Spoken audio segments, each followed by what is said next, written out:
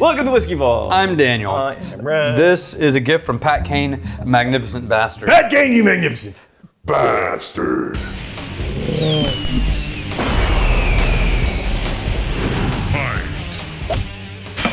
So, ages ago, we reviewed this distillery Yeah? at the end of another whiskey that we reviewed, which was New Riff. Okay. Oh. Okay. So we did an episode where we did New Riff, and we did an A/B comparison of New Riff. But that's not a review. And then at the end, it's just an A/B. we just sort of like tried this one because it was 6-month-old MGP.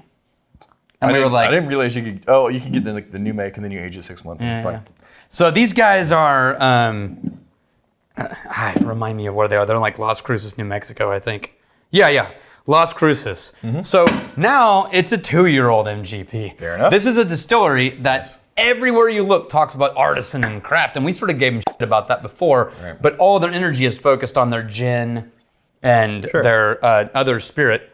The whiskey just feels like a placeholder for having a whiskey at their bar. Sure. The way that we do with vodka and gin. Yeah. Like we gotta have it for cocktails, Yeah. but Yeah, I'm not mad at it. I get so it. it's called Dry as Spell, and I don't know Honestly, which that's MGP. probably the way things should be. Yeah, Like, yeah. If you are emphasizing, prioritizing a specific genre of spirit, like a lot of value comes from you focusing on especially a if you have a specific small thing. still. Yeah, a specific thing. But you want to have whiskey in the tasting room? I get it. Definitely, this is the way to go. The premium bourbon whiskey is a fantastic addition to our collection of fine spirits, hand selected by us. See, at least they didn't say we made it, or Yeah. it's hand selected. Yeah, they chose the barrels. Earned its place over the shelves and behind our bar, enjoyed mixed on the rocks, and simply sip it neat. Yeah, fair enough. Yeah, it smells really young even at 2 years. I wonder if they have a very mild, microclimate in their warehouse. This is Las Cruces, New Mexico. You would think There'd be they would some have a heat. barrel impact. You would have some heat, yeah, but I don't know. It feels like they're just receiving and bottling MGP, right? Maybe they just got 2 years. I don't know.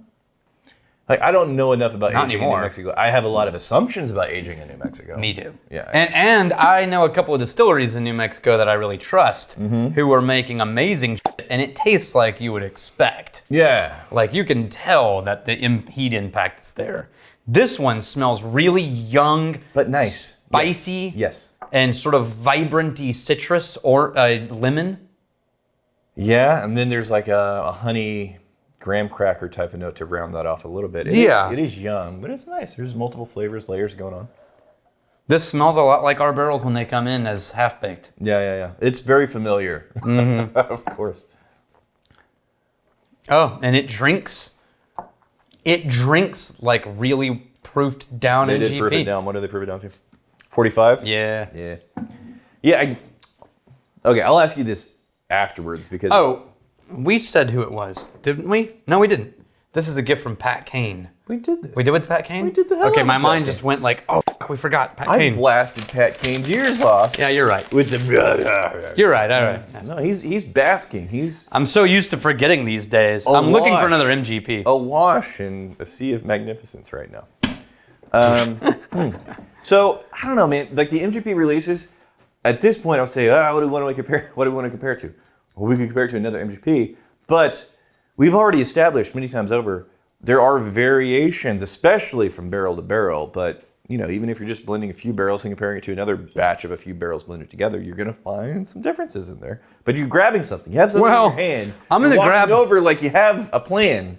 I grabbed one that we also gave a lot of shit to, How much do we give? which was this New Jersey dude. Like really quick, do we give a lot of shit on the show? Well, no, but I feel like we're pretty fair. we just happened to have another one. I feel like if we were less fair, then that's like instant internet darling. If you just go after people Yeah. for any possible No, this is a dude from New Jersey who's reason, fair or not. just bottling MGP as well.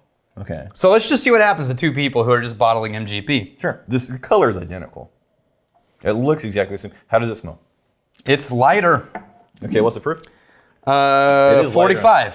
It's lighter on the nose. Wow. Yeah. Wow. No, there's more coming out of this 45% dry point. Mm-hmm. Interesting. Yeah, I wonder why there's so much. Wow, the dry point has more character. It does. I would want to double check that 45. Like proof-wise, it's so mild. Yeah. Yeah. Yeah, I do. I mean, I'm not gonna like throw them under the bus, but it does not drink like a 45% ABV. Well, I also don't know if it's 2. So think about that. Yeah, I mean, It might not be. It might be younger. To me, it doesn't come across as a difference in maturity. It comes across in the difference of texture. Yeah, It but feels remember like it's that softer. one of the things that can happen with time is more complexity of new flavors showing up. So I'll say this in terms of smoothness. I'm gonna take this call. Yeah. Hang on a second. This is Daniel. Okay, never mind. There's a delivery we've been waiting on for a week and a half, Okay. and I was hoping that would be it. Yeah. I like MGP. It's good. Yeah, Hey, they make good whiskey. have we talked much about the situation on this show with the MGP?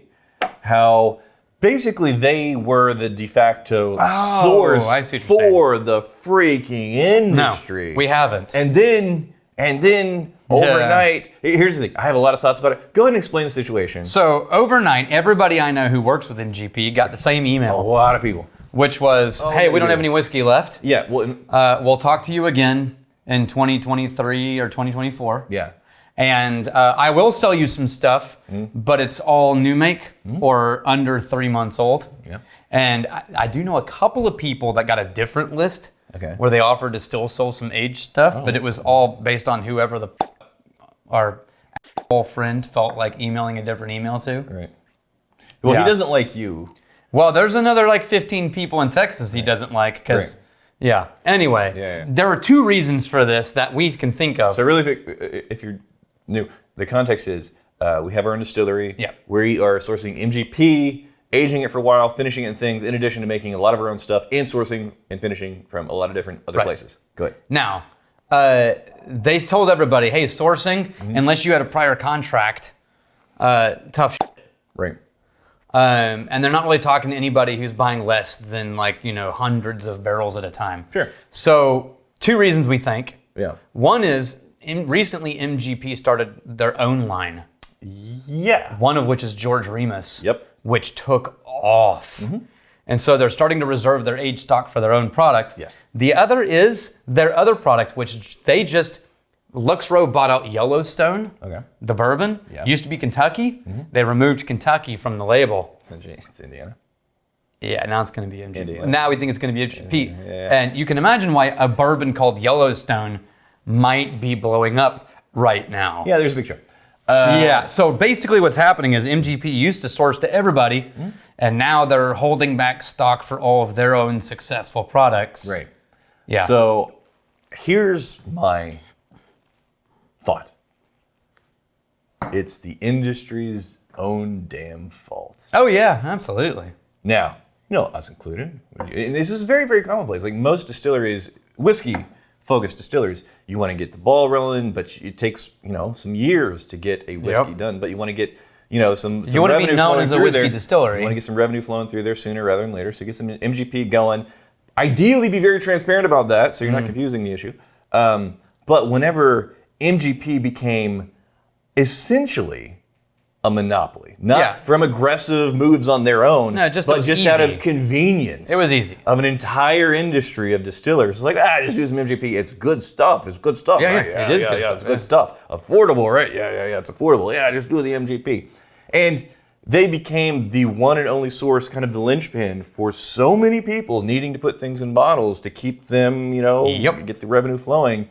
And everybody was so lazy and short-sighted, they never thought, hey, maybe MGP wakes up one day and realizes, why am I Sharing all the profit? Yeah. wholesaling my shit whenever people agree it's good? Yeah. And I could private label this and... Done.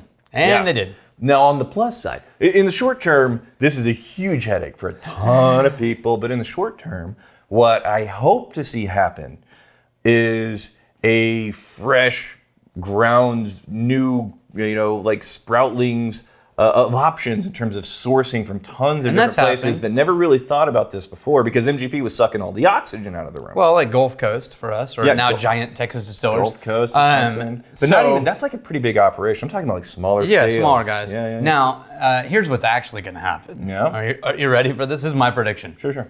There are multiple Kentucky and Tennessee distilleries that are about to increase their production by 5 figures of barrels per day. Okay. per day, Yeah. right? Now, Because the demand... what we didn't have enough of before was Kentucky yeah. whiskey. The demand for their products is increasing, but it's not increasing by that much. Sure. We're about to see the new sourced become, instead of Indiana, Sure. Kentucky and Tennessee. Look, that's fine. The point that there's any diversification of sources, that's good. But what I want to see happen is it's not just like, well, 3 big players in Kentucky take out replace the one big player in Indiana. Yeah. I'd like to see 30, 40, 50 smaller operations, not at the scale, obviously. That would be of nice, Kentucky and MGP, except for New Oak. But the oak barrel requirements. You know what? We'll talk about this. Yeah. Is this the last episode in the Yep, series? that's it. Okay. So we're running out of New Oak barrels. Yeah, there's a bit of a situation where Yeah. New Oak is hard to come by. Yeah. But that does prime the pump for American single malts. Yeah, used oak. Yeah, I'm saying. Oh, come on. Oh, it's like No, what we're about to see- It's so good. It American deserves- malt. I'm loving it. Yes, Everywhere. That is the most exciting category for me right now. Is American single malt. I agree. And I love Irish. I love Scotch. All these other things. But the things that I've been trying within the last year that have just put my dick in the dirt. American single malt. And Colorado. Colorado. Yeah. Well, I guess there's also weed there too. Come Yeah. always put your dick in the dirt. Here's to fighting, stealing, and drinking. If you fight me, fight for a friend. You steal, may you steal your lover's heart. And if you drink, may you drink with us.